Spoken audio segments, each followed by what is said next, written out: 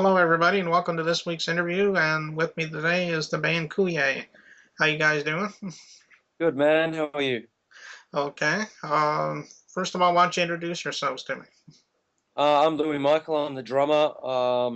Isaac on keys, and Sam originally formed the band. Behind me is Pixie Michael, who's our sound engineer and manager. Today it's just me. The boys are at work and trying to make some dollars, of course, to live and survive. So I'm just going to be here on the interview today. Okay.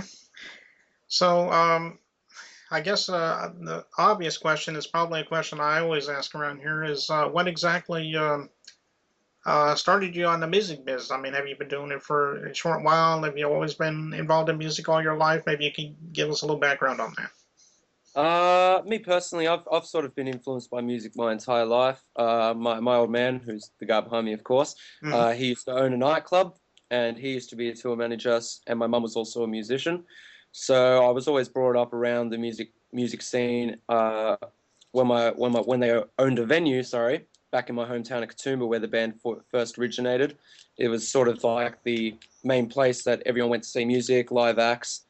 So it brought a real culture to the town. So I was exposed once again from an early age. I was going into the club from when I was probably 11 years old up, being exposed to a lot of great acts, reggae, metal, punk, soul, hip hop, etc. So I've been brought up with a lot of different genres, which has definitely made a big impact on my life. I'm also a sound engineer personally. So I learned that from when I was 16 within the club. I picked up an instrument probably when I was about 10 years old. I picked up drums. And I guess it all sort of began from there, really. Hmm.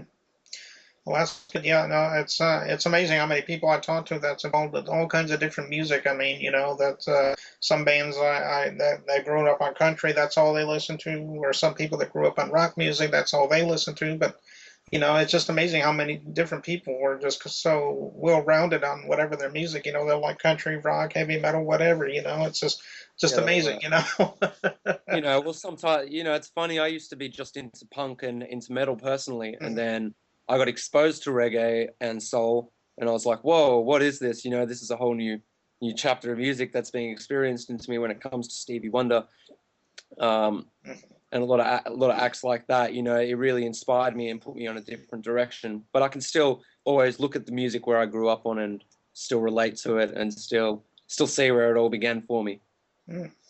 But sometimes I find with a lot of people they don't give a lot of music a chance per se. So sometimes when you just give it a chance and you have a listen, you'll find yourself enjoying it a lot more, and you might find yourself breaching out from that small spectrum of genre, I guess, because music's music, nevertheless.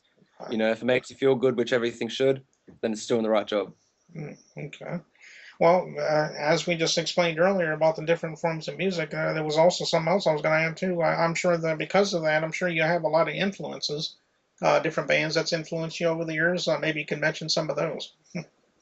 I guess for me, probably one of my biggest inspirations, of course, is a classic. Bob Marley is one of my big influences, mostly because what he sung about, his freedom for the people, how he spoke for the people, what he promoted, and also just the music was so progressive at the time. It moved from space to space. It wasn't a repetitive rhythm or anything. It constantly changed and it constantly grew. Other acts, of course, like Stevie Wonder, once again, was a big inspiration. And then there's modern artists like Erykah Badu, Robert Glasper, who was sort of in the American soul hip hop sort of scene. And then also, once again, more traditional reggae, where it be dub especially, sorry, like King Tubby and Scientist. They opened up a whole new spectrum to recording and producing, which created a whole nother genre today. Um, and yeah, the list sort of just can go it can go on for ages, really. Right. But I mean, everyone in the band grabs different uh, inspirations from a lot of different artists, which sort of makes this band even more fun to play in because everyone brings something else to the playing field, which is great. And everyone's got a great taste in music, so Right. it's always fun to be open to new acts. Now, if I'm not mistaken, I think you have an album that's out, or you're getting ready to release one. I'm trying to remember exactly how that worked out, but maybe you could explain a little bit that and a little bit about that and where you can find it at, like iTunes, CD Baby, whatever. Yeah. Well, we released it in March this year. The album's called Soul Cleansing. It's our debut album. It's available on iTunes. It's available on Bandcamp. It's available on Amazon. You can find it pretty easily. Kooyeh is how you spell the band name. And once again, it's Soul Cleansing. It's 13 track album, all mixed and produced ourselves at home. I mixed most of the album along with Pixie and our guitarist Richie and the keyboardist Isaac. So it was really good. We actually did it. We built our own studio at home with mattresses and carpet, and with the access to the gear that we had, thanks to Pixie, we were able to produce quite a great sounding album. I think we got a couple of nice reviews. We got a nice review yesterday. Actually, we found in the newspaper a big write up on our album, which is in the Australian, a newspaper within Sydney, and they said a lot of great things about the album, which was really really inspiring. We've got 2 singles currently off the album. The first one was Mountaintop, which is a lot about what it was like growing up in our hometown, and sort of trying to free yourself from the negative energy, which is compelled by mainstream media. And then our second single, Haven't Found a Lady, which features one of our backup singers on lead vocals, J6L, and that song's a bit more of a tribute to a Motown sort of vibe. It's a bit more of a soul track as opposed to the reggae vibe. So we do like to really try to switch it all up. Okay. Yeah. Well, that's really all we need for right now, but we do appreciate you guys coming on here and spending a few minutes with us and talking about your music and whatnot. You're welcome to come back anytime if you have something new to plug for us. Excellent. Yeah. Thank you very much. Well, we're about to work on our new album. We're actually going into the studio tomorrow to begin tracking for the first couple of tracks for the new album, which should be released hopefully mid-year next year.